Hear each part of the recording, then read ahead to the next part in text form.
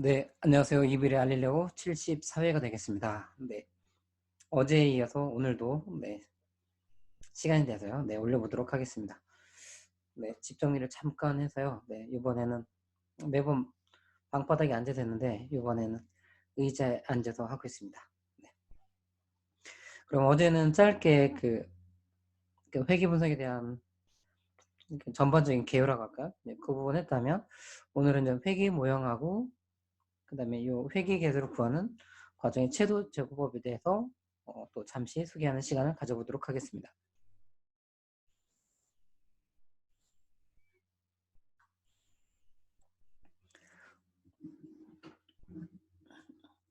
네, 그래서 오늘도 당분간 회귀 분석이 오랫동안 진행될 것 같습니다. 이거 잘못 눌렀네요. 펜을 누른다는 게. 그래서 저희는 회귀 분석을 진행하고 있고요.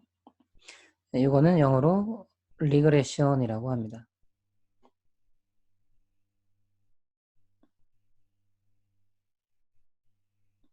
리그레션 어널리시스라고 하고요. Y가 가장 중요하다고 그랬죠. 데이터 분석에서도 결과적으로는 좀 데이터 분석에서 뭘 할 건가 이거에 대해서 많은 사람들이 고민을 하는데 기획에는 Y가 뭘까 이 부분을 고민해야 되는 거가 되겠습니다. 그래서 Y를 찾은다면 이 Y가 저희가 이 회귀 분석에서는 일단 양적 자료만 먼저 다루도록 하겠습니다. 그래서 양적 자료고요. 그래서 가장 중요하게 생각하는 Y가 있는데 이 Y에 영향을 주는 원인과 같은 역할을 하는 이 X가 있는지 있다면 그 X는 무엇인지 그것들을 찾아가는 과정이 되겠죠. 그래서 이 X를 잘 찾는다고 한다면 분석가로서 되게 뛰어나고 그거 바로 찾아질 수 있는 건 아니겠죠. 그래서 이전까지 선행 분석가라든가 연구가들이 했던 것들을 넣어보고 또 그들이 발견해내지 못했던 이 X들을 찾아가는 과정 이런 것이 데이터 분석의 과정이 되겠습니다. 이렇게 하는 거죠. 그래서 이 부분을 통계 용어로는 종속 변수라고 했고요. 네. 그 다음에 반응 변수라고도 한다고 했죠. 그 다음에 이 머신러닝, 딥러닝 쪽에서는 이 부분을 레이벌이라고 이렇게 보통 많이 표현하고요. 그 다음에 이거랑 대응되는 요 X, 이거를 뭐라고 하냐면 독립 변수라고 합니다. 그 다음에 이 반응 변수와 대응되는 거를 설명 변수라고 하고요.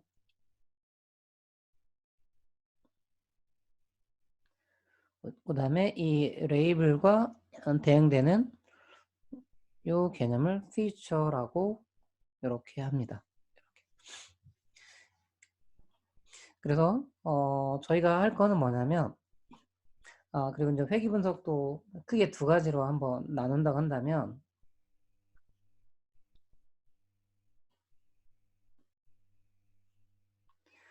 이제 회귀 분석을 X와 Y, Y와 X 간의 어떤 직선의 관점으로 보는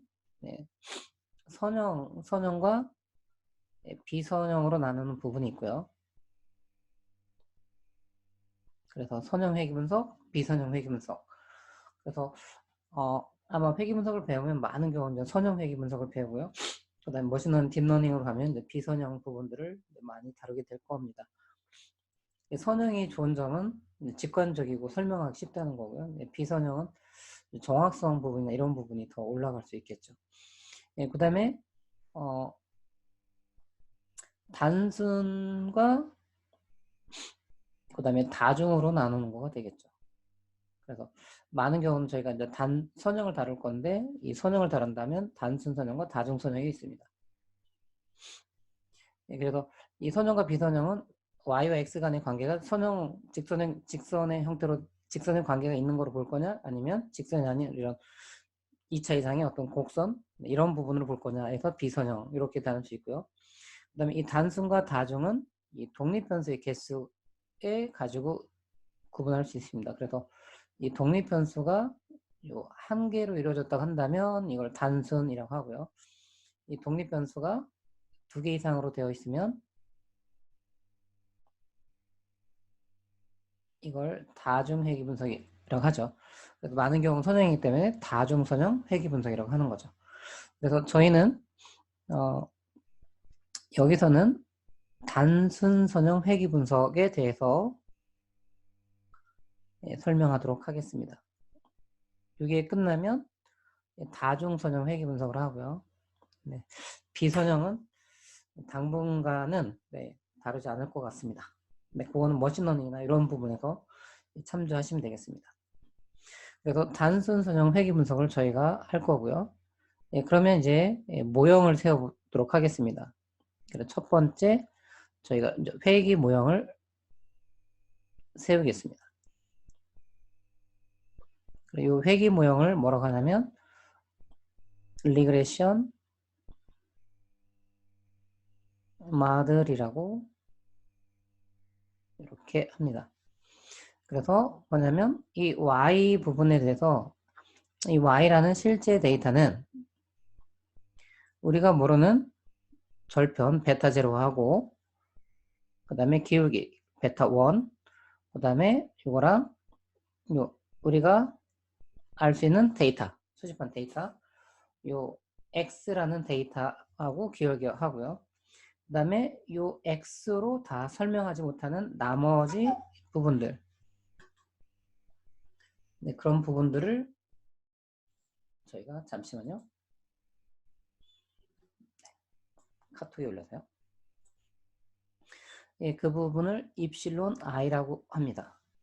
그래서 이 부분을 다시 한번 설명한다면 이게 저희가 가장 관심 있는 종속 변수, 여기서는 종속 변수라고 하겠습니다. 종속 변수라고 하고요, y가. 그 다음에 이 베타 제로가 절편이 되겠고요. 직선의 어떤 절편이 되겠고요. 이 베타 제로를 기울기라고 하고요. 그 다음에 이 x가 독립 변수가 되는 거고요. 이거를 오차라고 합니다. 오차. 영어로는 에러라고 하는 거죠. 그리고 또 하나 요 베타 제로하고 요 베타 1, 요 부분을 뭐라고 하냐면 회귀 계수라고 표현합니다. 회귀 계수. 네. 그래서 요 용어에 대한 부분은 저희가 익히고 가는 게 좋겠습니다. 그래서 종속 변수 절편, 그 다음에 기울기, 그 다음에 독립 변수 오차. 오차는 에러라고 하고요. 그 다음에 특히 베타 제로하고 베타 1, 요 부분을 저희가 회귀 계수라고 합니다. 그러면 이 분석하는 사람이나 연구하는 쪽의 입장에서는 y를 무엇으로 두고 요 x를 무엇으로 두는지 분석하는 사람과 연구하는 사람마다 이게 달라지겠죠. 그래서 이 각자의 회귀 모형을 세우는 게 첫 단계로 중요한 작업이 되겠습니다. 거듭 말씀드리지만 y가 뭔지 이 부분이고요. 이 y에다가 어떤 원인, 영향을 주는 그런 x가 뭐가 있는지를 찾고 그것을 이렇게 회귀 모형으로 작성을 하는 거가 되겠죠. 그래서 이렇게 이제 회귀 모형을 했다 한다면 데이터적으로는 어떻게 수집이 되어 있어야 되냐면 데이터적으로는 어제도 잠깐 보여줬는데요. 이 데이터를 식별할 수 있는 하나의 변수가 되겠고요. 여기가 x, y가 되겠죠. 꼭 x, y라고 할 필요는 없겠죠. 그래서 예를 들면 저희가 나중에 이제 얼에서는 이제 카즈 안에 이 데이터가 있는데 여기에는 두 개의 데이터가 있습니다. 스피드라는 거하고 디스트라는 게 있습니다. 그래서 이거는 이 자동차의 속도, 그 다음에 저 디스는 이 브레이크를 밟았을 때 얼마나 이게 뭐죠? 쭉 차가 밀리잖아요. 브레이크를 밟았다고 바로 이렇게 차가 멈추는 건 아니잖아요. 제동거리 이 부분이 되겠습니다. 그래서 여기 같은 경우로 한다면 저 카 같은다 한다면 이 x가 스피드가 되는 거고요. 이 부분이 디스트가 되는 거죠. 그러니까 나중에 실전에서 이 데이터, 즉 열의 이름, 이걸 통계적 용어로는 변수의 이름이라고 하는데 이 이름을 지을 때 꼭 x, y라고 할 필요는 없고요. 그 상황, 이 데이터가 무엇인지 잘 알려주는 변수명을 주고 대신에 어떤 게 x고 어떤 게 y인지만 명확해지면 되겠죠. 그래서 첫 번째 어떤 대상자의 이거 같은 경우 첫 번째 자동차가 되겠죠. 첫 번째 자동차의 스피드와 그 자동차를 브레이크 밟았을 때의 제동거리. 그다음에 두 번째 x2, y2. 그래서 이게 표본이라고 한다면 소문자 n, xn, yn 이런 식으로 데이터가 수집이 되어 있어야죠. 그래야지만이 저희가 이걸 가지고 회귀 분석을 할 수 있습니다. 그래서 이것도 뭐가 되냐면 하나의 쌍이 됩니다. 그래서 한 개체로부터 x라는 양적인 자료와 y라는 양적인 자료가 있어야 됩니다. 이 순서가 바뀌면 예를 들면 여기가 x2가 오고 여기는 y1 이런 식으로 온다면 이건 데이터로서는 말도 안 되는 일이 되는 거죠. 그래서 요 행의 순서로 볼 때 요 동일한 개체라는 거 요거는 꼭 명심해야 됩니다. 그래서 이렇게 데이터가 되어 있을 때 이걸 가지고 저희가 회귀 분석을 할 수 있는 거죠. 그러면 이렇게 수집이 되어 있는 이 데이터를 가지고 저희는 이렇게 점을 찍을 수가 있겠죠. 그래서 x라는 양적인 자료, y라는 양적인 자료. 그래서 이걸 가지고 저희가 산점도를 그립니다. 그리고 상관분석에서 얘기한 것처럼 가장 중요하게, 더 중요하게 생각하는 양적인 자료를 항상 y에다 두시고요. 그거에 영향을 주는 원인이 될 만한 이런 부분들은 x에다 놓는 게 더 바람직하겠습니다. 그래서 요 부분을 이제 타점을 찍으면 되겠죠. 그래서 이렇게 점들을 찍었을 때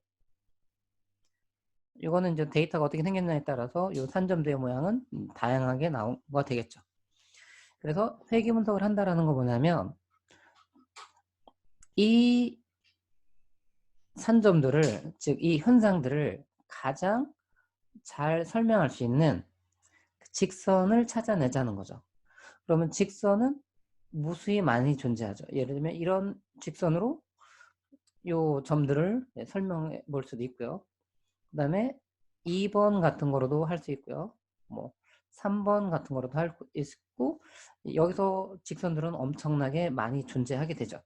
그럼 이 수많은 직선들 중에 그럼 과연 우리는 어떤 직선을 써야 되냐 이런 부분이 되겠죠.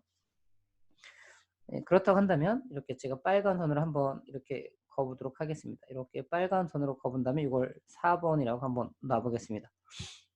자, 그러면 현재 1번, 2번, 3번, 4번 중에서 어떤 직선이 이 점들을 가장 잘 설명하는 것처럼 느끼십니까? 딱 봐도 4번인 것 같죠? 예, 그래, 맞습니다. 4번이 현재 있는 직선, 이 4개의 직선 중에서는 가장 저 점들을 잘 설명하고 있는 거죠.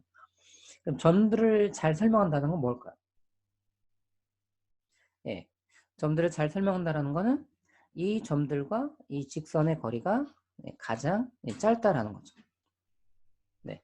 그러면 이 점들과 직선과의 거리가 가장 짧게 해주는 그 직선 하나 찾아내는 것이 바로 회귀 분석에서 중요한 작업이 되겠습니다. 그래서 이제 그 작업을 해보도록 하겠습니다. 그러면 지금 회귀 모형을 다시 한번 써보면 y들은 우리가 모르는 이 절편과 이 기울기와 이 x들을 곱한 이 부분 되고요. 그 다음에 우리가 모르는 이런 에러로 돼 있다는 거죠. 예, 그렇다는 거는 요게 뭐냐면 요것만 남겨놓고 요 부분을 다 넘겨보겠습니다. 그러면 이 에러는 어떤 거냐면 y의 실제 값에서 이게 이제 이렇게 넘어가면 이제 마이너스가 되잖아요. 이게 이제 우리가 아직 구해지지 않았지만 어떤 직선이 있는 거죠. 그러면 실제 값하고 이 직선으로 설명하는 부분에 어떤 차이가 이게 오차가 됩니다. 이거 오차라고 하고요. 이게 에러가 되는 거죠. 그럼 모든 점들한테 이런 에러들을 구할 수가 있는 거죠. 그러면서 에러가 가장 작아지게 하는 요 베타 제로와 베타 원을 찾아내는 거. 이게 가장 점들에 가까워지는 어떤 직선이 되겠죠. 그래서 어떻게 생각하냐면 이 데이터가 하나만 있는 게 아니라 여기도 이제 이렇게 표현할 수 있죠. i는 1부터 2 땡땡땡 데이터의 개수가 n개라고 한다면 이런 거가 되겠죠. 그러면 저희도 요 데이터의 개수가 n개라고 한다면 li의 개수도 n개가 존재하겠죠. 그럼 각 점마다 실제 값하고 이 직선이 이렇게 설명하는 어떤 값하고의 어떤 차이. 이게 오차잖아요. 오차 n개 존재하겠죠. 그러면 이것들을 다 더합니다. 그 더한다라는 표현을 서메이션 또는 시그마라고 하는 거죠. 그래서 i는 1부터 해서 n개의 모든 점에 대해서 이걸 구하는 거죠. 그래서 요 오차를 다 구합니다. 그러면 이 오차는 이거랑 같다가 있으니까 뭐랑 똑같냐면 i는 1부터 n yi 마이너스 베타 제로 마이너스 베타 1의 xi가 되겠죠. 이 합을 해서 이 합이 뭐가 되도록 하냐면 이 값이 가장 최소가 되게 하는 이 베타 제로와 베타 1을 찾고 싶습니다. 하지만 이 값은 이렇게 계산된 값은 뭐가 되냐면 0이 됩니다. 무조건 0이 됩니다. 무조건. 그래서 그냥 오차의 합으로는 안 되겠구나 라는 거죠. 그래서 0이 되지 않기 위해서 어떻게 하는 거냐면 이 오차를 제곱을 했습니다. 그래서 제곱한 것들을 또 데이터의 개수가 n개니까 n개만큼 다 더한 거죠. 이런 식으로 했습니다. 그래서 이렇게 됐고요. 그래서 여기도 마찬가지로 어떻게 되냐면 i는 1부터 n까지 되겠고요. 이제 제곱을 해야 되니까 하겠습니다. 요 가로 안에 있는 것들을 또 제곱을 하는 거죠. 이렇게 제곱을 합니다. 그래서 이번에는 뭐냐면 요 값을 이 값을 미니마이즈라고 하나요? 최소화시키는 요 값을 최소화시키는 베타 제로와 베타 1을 찾아내는 거. 요 부분이 되겠습니다. 그래서 요 부분을 뭐라고 하는 거냐면 최소 제곱법이라고 표현합니다. 최소 제곱법. 그래서 영어로는 이거를 뭐라고 하냐면 LSM이라고 이렇게 표현합니다. 나중에 이제 회계 분석하시면 만나실 거고요. 요 L은 리스고요. 그 다음 S는 스퀘어고요. 네, 그 다음 M은 메소드가 되겠습니다. 요 방법이 됩니다. 그래서 또 이 부분은 어떻게 하는지 조금 어렵지만 그래도 몇 가지 미분 공식을 통해서 이렇게 잠깐 미분만 해보겠습니다. 그런 다음에 뭐 구체적으로 하진 않고요. 그래도 최종적으로 이렇게 해서 저 베타 1과 베타 1이 베타 1과 그러니까 베타 제로와 베타 1이 어떤 값이 되는지 살짝 보여드리도록 하겠습니다. 그래서 최도 제곱법은 다시 설명하면 예, 오차의 제곱을 다 더하는 거가 되겠죠. 예, 그러면 이 부분을 쓰면 yi 마이너스 베타 제로 마이너스 베타 1의 xi 이거의 제곱이 되겠죠. 이거를 어떻게 한다고요? 최소화시키는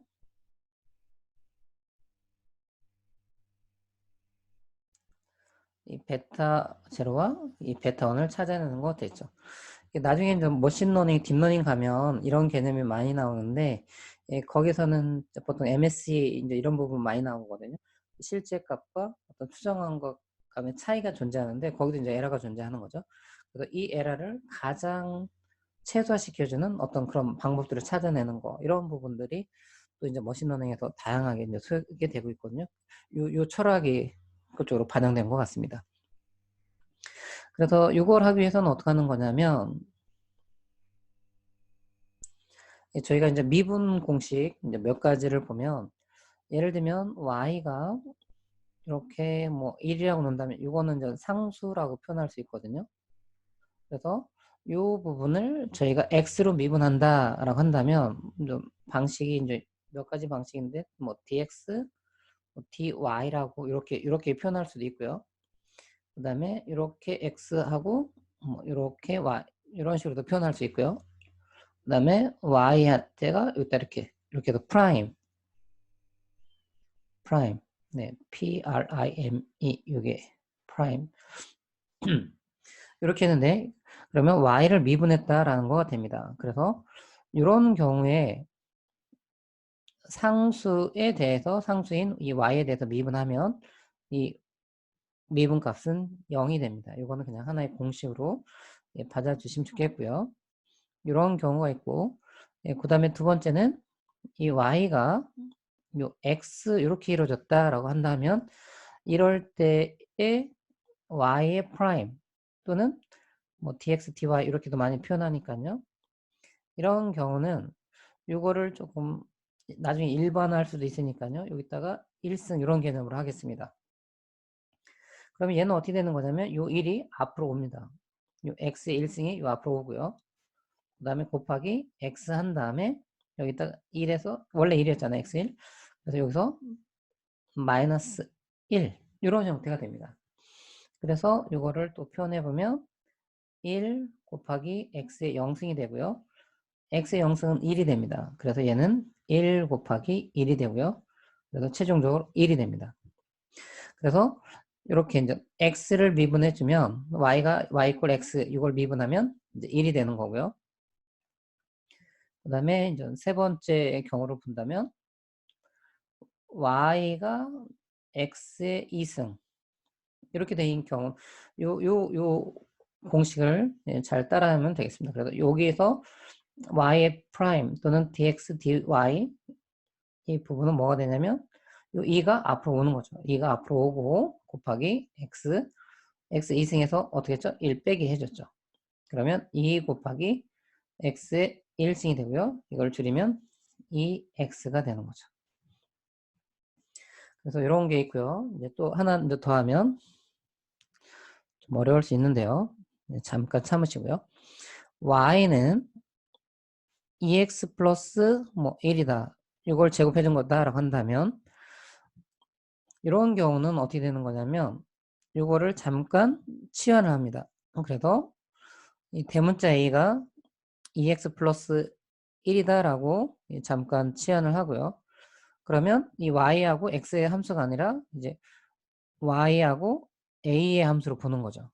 그럼 일단 어떻게 하는 거냐면 a로 이 y를 미분해 오는 겁니다.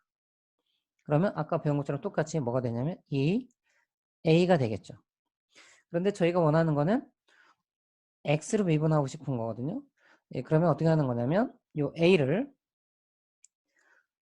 이렇게 보는 거잖아요. 2x 플러스 1 보는 거니까 y와 x의 함수가 아니라 a와 x의 함수가 되는 겁니다. 그래서 이걸 미분해 보면 어떻게 하는 거냐면 dx분의 da가 되겠죠. 그러면 이거는 보면 이거는 x니까 x를 미분하면 1이 되잖아요. 그래서 얘는 2 곱하기 1이 되고요. 요 뒤에 이제 상수 x가 없으니까 x 관점에서 상수이기 때문에 이게 0이 됩니다. 그래서 얘가 뭐가 되냐면 2가 되죠. 그래서 이런 경우는 어떻게 하는 거냐면 이런 경우 이걸 했잖아요. 그럼 어떻게 하는 거냐면 da를 가지고 dy를 미분한 거랑 그 다음에 x로 요 a를 미분한 거 이렇게 해주면 이게 약분이 되기 때문에 그래서 dx, dy 즉 x로 y를 미분한 거랑 같게 됩니다. 그래서 이제 이거를 넣어주면 되겠죠. 그래서 요 부분 있잖아요. 요 부분 되니까 요 자리에 da 분의 dy 이게 뭐가 되냐면 2가 되는데 요 a 자리에다가 이걸 넣어주면 되겠죠. 그래서 2x 플러스 1 이게 이제 a가 되는 거고요. 그 다음에 dx분의 dy 이게 2가 되겠죠. 곱하기 2 그래서 이걸 정리하면 4에 뭐 2x 플러스 1이라는 이런 식이 됩니다. 네. 요 부분은 뭐 제가 볼 때는 그래도 미분에서는 간단한 공식이기 때문에 요 정도는 좀 이렇게 알아두시면 나중에 이제 머신러닝, 딥러닝 갈 때도 조금 더 도움이 되지 않을까라고 생각됩니다. 그래서 요 네 가지 정도 알려줬잖아요. 그러면 이걸 가지고 다시 한번 해보면 이 오차들을 제곱한 거가 되는 거죠.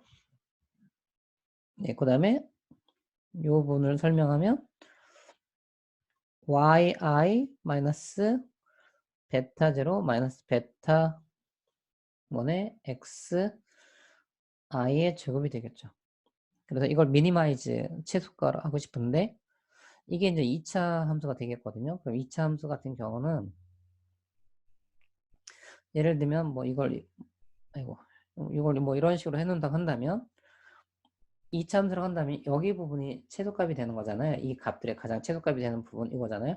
그래서 이 부분은 뭐냐면 이 값을 요거를 미분했을 때 미분한 값이 0이 되는 그런 부분을 찾아내면 됩니다.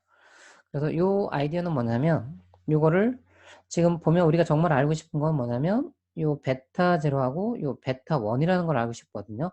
그런데 이 부분은 모집단에 있는 x와 모집단에 있는 y들을 다 볼 때만 가능한데 현실적으로 그러지 않죠. 그래서 이 y는 데이터를 수집하면 알 수 있는 거고 요 x도 데이터를 수집하면 알 수가 있는 건데 요 베타 제로와 베타 1은 현재로서 모르는 거죠. 여기다 데이터 수집한다는 건 표본이잖아요. 네, 그래서 알 수 없습니다. 그래서 이걸 아는 방법은 뭐냐면 지금 같은 형태로 본다면 식은 하나인데 이게 이제 하나의 식이 되겠죠. 식은 하나인데 미지수가 2개. 이런 경우는 저 미지수를 풀 수가 없거든요. 그래서 좀 전에 배웠던 방식대로 이 식을 베타 제로와 베타 1에 대해서 각각 미분합니다. 그래서 요선 뭐 이렇게 할 수 있는데 베타 제로에 대해서 이 부분을 이렇게 미분한다는 거죠. 예, 그러면 어떻게 되는 거냐면 요거를 그냥 아까처럼 A로 분다고 한다면 요 2가 앞으로 갑니다. 그래서 뭐 서메이션 이렇게 해놓고요. 2가 오고요. 예, 그 다음에 나머지는 똑같이 씁니다. 여기다 yi 마이너스 베타 제로 마이너스 베타 1의 xi 이런 식으로 되는 거고요. 그 다음에 어떻게 했죠? 요 안에 있는 걸 미분했잖아요. 요 아까 4번 했던 거를 잠깐 상기하시면 됩니다. 그래서 y는 2x 플러스 1의 제곱 부분을 했는데요. 요거를 잠깐 a로 치환했죠.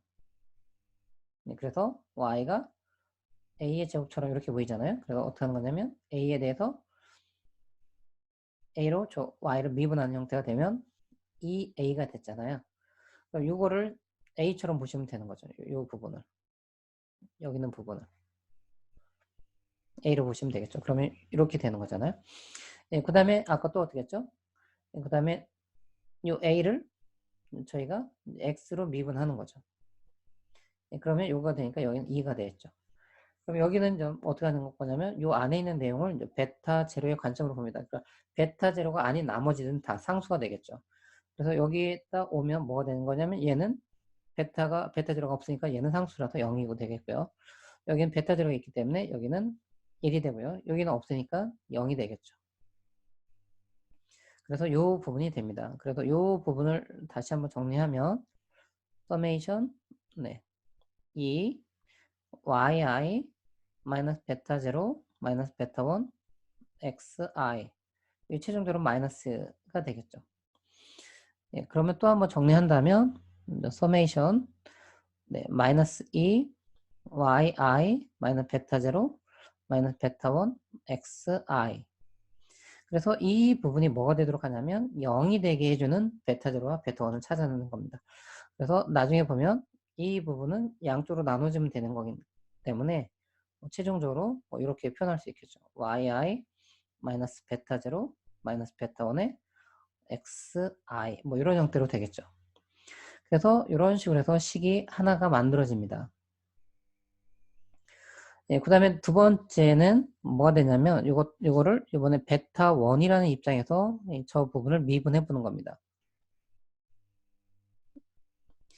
예, 그래주면 어떻게 되는 거냐면 예, 똑같이 아까 같이 해도 2배 yi 마이너스 베타 제로 마이너스 베타 1의 xi가 되겠고요. 곱하기 저는 밑에다 쓰겠습니다. 이 안에를 본다면 이제 베타 1 입장에서 본다면 이건 상수가 되죠. 여기는 0이 되겠죠. 네. 그 다음에 얘는 베타 1이 아니니까 얘도 상수의 개념이 돼서 이렇게 되는 거고요. 여기는 뭐냐면 베타 1이 있으니까 요거만 되는 거죠. 이게 이제 상수 개념으로 본다면 마이너스 xi가 되는 거죠. 그래서 이 부분도 정리가 된다 한다면 뭐 summation 마이너스 EXI 그다음에 YI 마이너스 베타 0 마이너스 베타 1 XI 요 부분이 되는 거. 요게 뭐가 되게 하냐면 0이 되게 하는 거죠. 여기서도 마찬가지로 요 부분은 네, 없앨 수 있기 때문에 잠시만요. summation xi 뭐 yi 마이너스 베타 0 마이너스 베타 1의 xi 뭐 이런 식으로 해서 네, 됩니다. 그럼 두 번째 식이 됩니다. 그럼 지금 저 서메이션이 붙었기 때문에 매우 복잡하지만 저희가 예를 들면 x-y는 뭐 3, 2x 플러스 3y는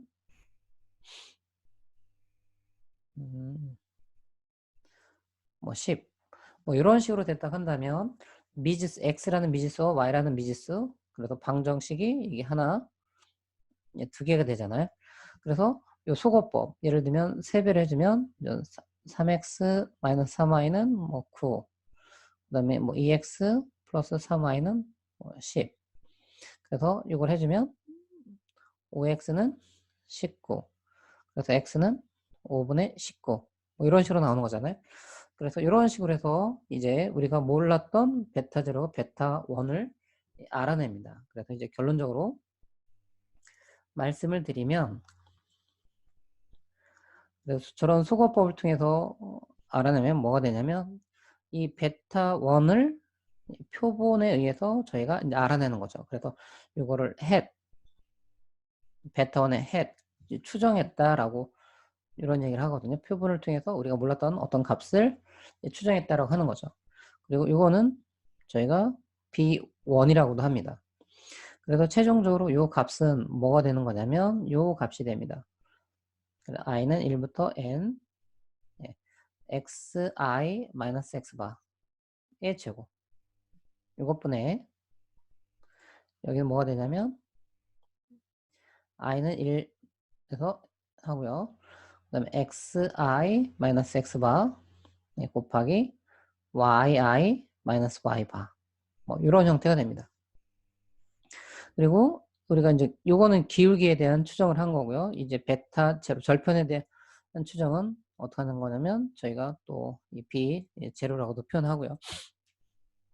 이건 뭐가 되냐면 y바 마이너스 베타 1의 x바 이렇게 하고요. 이걸 또 다르게 표현한다면 y바 마이너스 b1 x바 결과적으로 이렇게 된다는 거죠. 그래서 이 부분을 저희가 이제 표본을 통해서 알아낼 수 있는 거가 됩니다. 그래서 이거가 알아낸다고 한다면 아까 이제 그림을 이게 x고요. 이게 y라고 한다면 이 점들이 이렇게 나오잖아요. 그러면 이 점들을 가장 잘 설명하는 직선이 이 빨간 선이라고 한다면 이게 뭐가 되냐면 yi의 햇이라고 하고요. 이거가 뭐냐면 베타 제로의 햇 플러스 베타 1의 햇 그다음에 여기가 xi가 되는 겁니다. 그래서 요 오차 즉 뭐죠? 오차의 제곱을 한 것들을 오차를 제곱한 것들을 다 더해준 거가 있죠. 이 값을 가장 최소로 하게 되는 요 베타 제로의 햇 이게 절편이죠. 이걸 표본을 통해서 찾아낸 거고요. 예, 그 다음에 이 부분이 기울기가 되는 거죠. 베타 1의 햇이 되는 거죠. 네.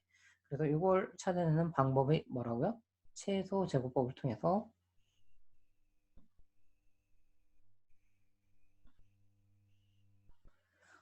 알아지게 됩니다. 네, 그래서 좀 수리적으로 미분도 나오고, 네, 수리적으로 좀 복잡했는데, 그냥 제 생각에는 이 정도는 한번 해보셔도 좋을 것 같습니다. 그래서 한번 이렇게 하시고요. 이게 뭐 통계 전공자 아니기 때문에 뭐 이렇게까지 유도가 필요하냐 이런 생각해서 그 부분 넘겨도 되지만 그냥 한 번 정도는 이렇게 하시고요. 조금 더 관심 있는 분들은 이거를 아까처럼 더 풀어서 해보면 이런 식이 나오는 거를 유도할 수가 있겠습니다.